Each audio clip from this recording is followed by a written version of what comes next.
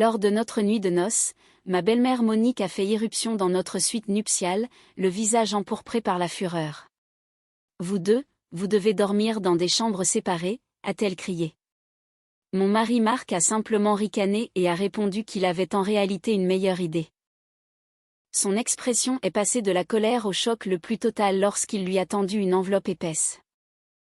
Je portais encore ma robe de mariée, la dentelle traînant derrière moi sur la moquette épaisse de notre suite de luxe face à la mer à Nice, quand la porte s'est ouverte avec une telle force que les tableaux sur les murs ont tremblé.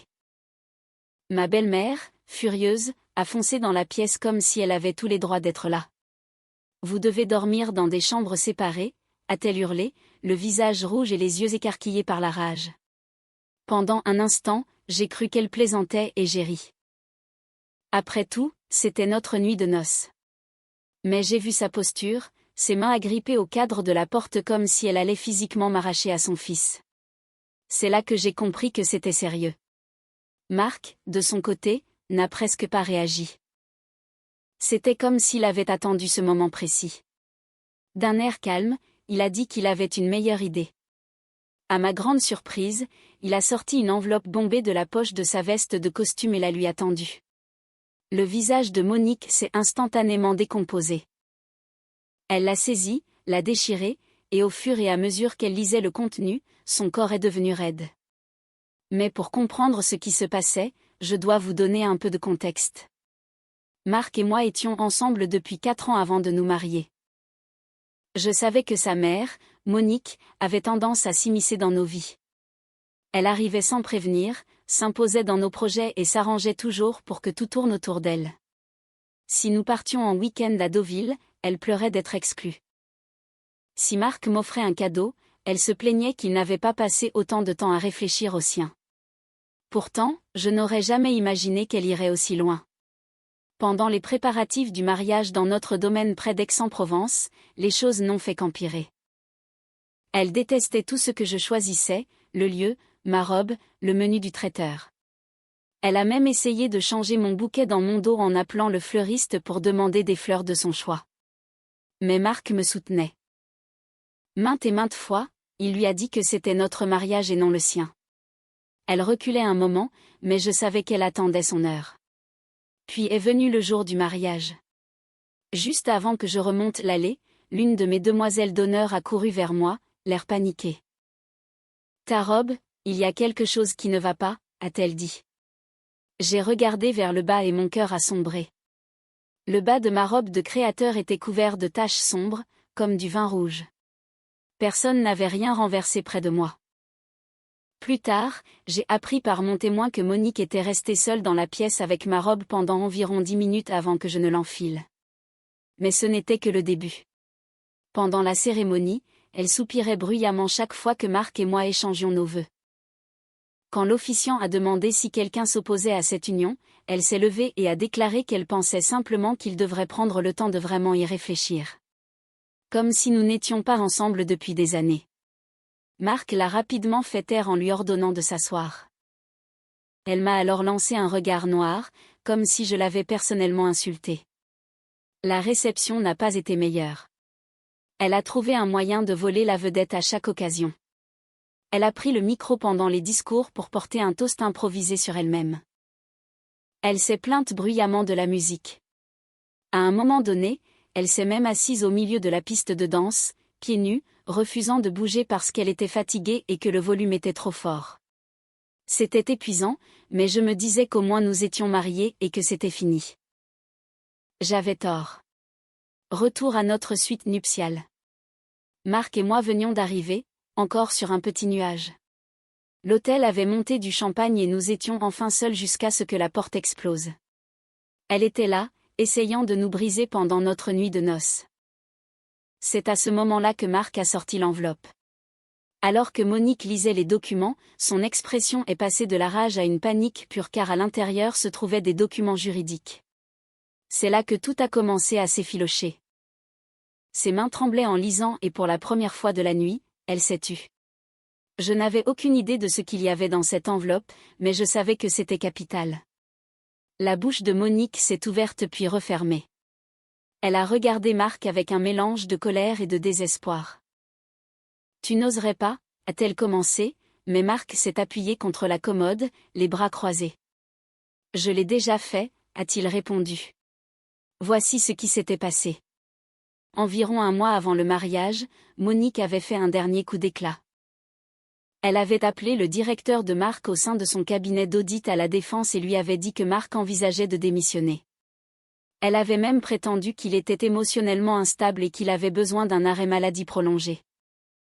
Elle avait menti pour saboter sa carrière, pensant que s'il perdait son emploi, il serait forcé de retourner vivre chez elle à Lyon.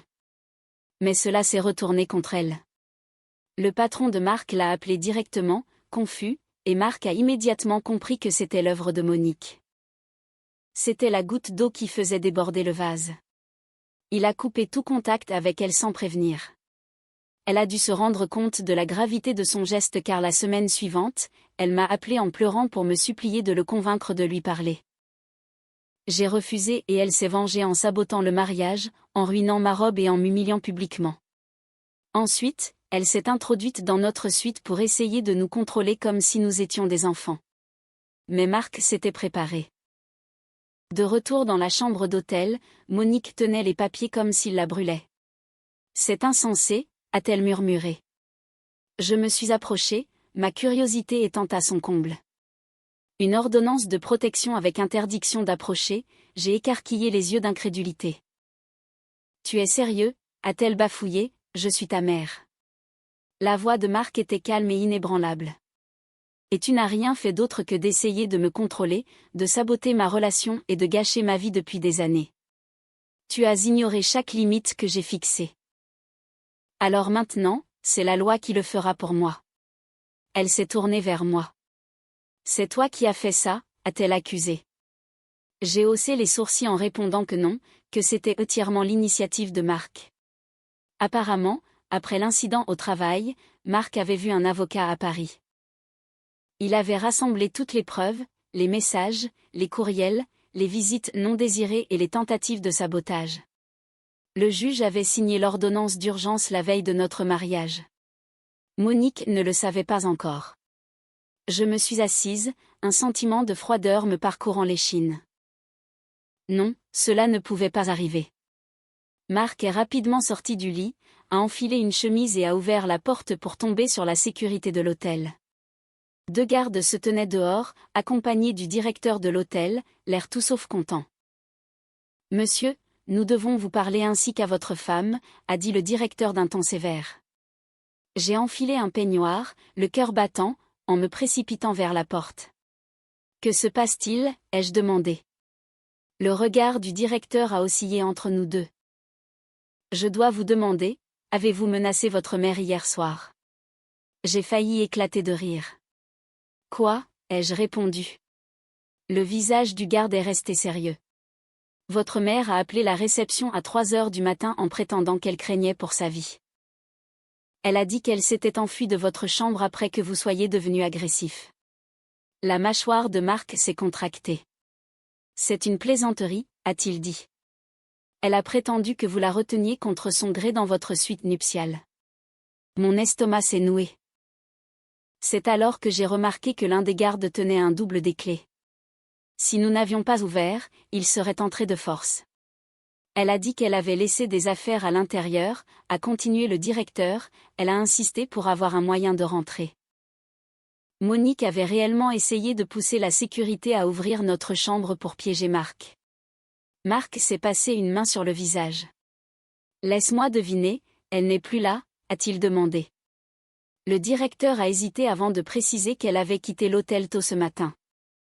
Bien sûr qu'elle l'a fait, après avoir causé tous ses ennuis, elle s'enfuit, a murmuré Marc en secouant la tête. Marc a pris une grande inspiration et a demandé si elle avait fourni des preuves.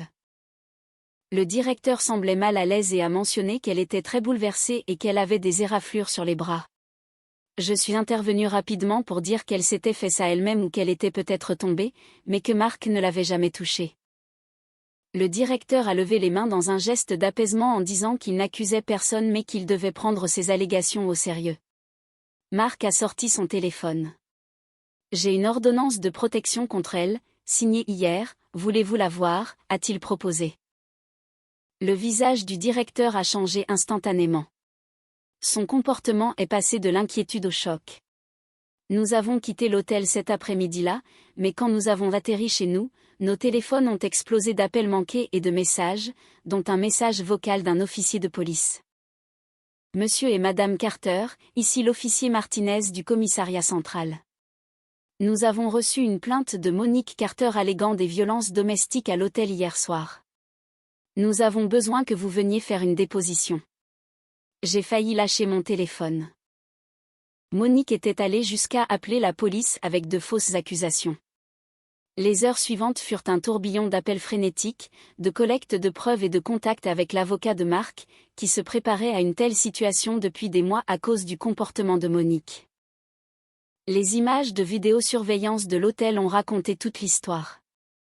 Elles montraient Monique entrant dans notre chambre sans invitation et en sortant sans aucun signe de détresse. Pas de précipitation, pas de pleurs, pas de peur pour sa sécurité. De plus, l'ordonnance de protection prouvait qu'il lui avait déjà été légalement ordonné de rester loin de nous. Quand nous sommes enfin allés au commissariat, l'avocat de Marc a tout mis sur la table. L'officier était professionnel, mais il était évident qu'il savait que Monique mentait. Elle n'avait aucune preuve, juste du mélodrame.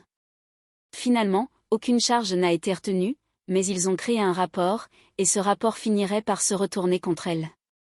Le coup de grâce est arrivé quand nous avons rompu tout contact avec Monique, définitivement. Nous l'avons bloquée, avons changé les serrures et avons dit la vérité à nos familles. Mais Monique n'en avait pas fini. Elle avait un dernier tour dans son sac. Un mois plus tard, Marc a reçu un appel de sa banque, la BNP. Monsieur, nous avons signalé une tentative de transaction sur votre compte d'épargne joint. Le visage de Marc est devenu blême. Nous n'avions pas de compte joint ensemble, mais devinez qui en avait un avec lui. C'était Monique. Il s'est avéré qu'il y a des années, quand Marc a eu son premier petit boulot pendant ses études à la Sorbonne, sa mère l'avait aidé à ouvrir son premier compte bancaire. Mais d'une manière ou d'une autre, elle n'avait jamais retiré son nom. Maintenant, elle essayait de retirer 12 000 € de ce qu'elle pensait être notre fonds de lune de miel. Marc avait complètement oublié l'existence de ce compte qu'il n'utilisait plus. Mais Monique attendait le moment où elle pourrait nous voler. Et cette fois, elle a laissé derrière elle des preuves irréfutables. Marc en avait fini. C'était l'ultime affront. Monique avait franchi la ligne rouge et elle était maintenant démasquée. La banque a signalé la transaction comme une fraude, et à cause du faux rapport de police précédent, cela a été lié à un schéma de tromperie plus large. Le plus beau dans tout ça, c'est que Monique avait signé un bordereau de retrait en personne. Ainsi, lorsque la banque a alerté les autorités, il ne faisait aucun doute qu'elle avait essayé de voler Marc. Et cette fois, elle ne pouvait plus jouer la victime. Sa vie s'est effondrée en quelques semaines. Monique est passée du rôle de la mère abandonnée au cœur brisé à celui de menteuse et de fraudeuse totalement exposée. Ses comptes bancaires ont été gelés et sa réputation a été détruite. La famille qui l'avait autrefois défendue lui a tourné le dos. Même ses amies l'ont abandonnée quand elles ont compris jusqu'où elle était allée. Puis sont venues les conséquences juridiques finales. Quand l'avocat de Marc a suggéré de creuser davantage, nous l'avons fait. Et ce que nous avons découvert était choquant. Monique cachait une longue liste de secrets, des dettes impayées, des fraudes à la carte de crédit. Elle avait ouvert une carte au nom de Marc quand il était à l'université. Elle pratiquait aussi la fraude aux prestations sociales en prétendant faussement être en difficulté financière tout en prenant secrètement de l'argent aux membres de la famille. L'enquête pour fraude a tout mis en lumière et Monique a fini par devoir des dizaines de milliers d'euros en amende et pénalités. Cerise sur le gâteau, le jour où nous avons appris qu'elle avait perdu sa maison, Marc et moi avons fêté ça. Non par cruauté, mais parce que pendant des années, elle avait manipulé, contrôlé et blessé tout le monde autour d'elle. Maintenant, elle n'avait plus personne à manipuler. La vengeance finale était là. Un an plus tard, nous étions assis dans notre magnifique nouvelle maison, loin du chaos de Monique, quand nous avons reçu une lettre d'elle. Elle n'avait plus rien, plus de maison, plus d'amis, plus d'argent. Elle suppliait Marc de lui pardonner, disant qu'elle avait appris sa leçon et qu'elle voulait juste faire à nouveau partie de nos vies. Marc a lu la lettre, puis l'a jetée à la poubelle sans un mot. J'ai souri. Nous avions gagné, non pas par la confrontation ou les cris, mais en laissant Monique se détruire elle-même. Et le meilleur, c'est que Marc et moi avons utilisé l'argent du compte, celui que Monique avait essayé de voler, pour réserver le voyage le plus luxueux de notre vie aux Maldives. Cette fois, Monique n'était nulle part en vue. Cette histoire nous montre à quel point les relations familiales peuvent devenir toxiques lorsque les limites ne sont pas respectées dès le départ. En France, on dit souvent que l'on ne choisit pas sa famille, mais on peut tout à fait choisir qui l'on garde dans son cercle intime pour protéger sa santé mentale et son couple. Le comportement de cette belle-mère est un cas d'école de narcissisme et de manipulation. Elle a tenté de détruire la carrière et le mariage de son propre fils simplement par peur de perdre son emprise sur lui. Heureusement, la justice et la fermeté de Marc ont permis de mettre fin à ce calvaire.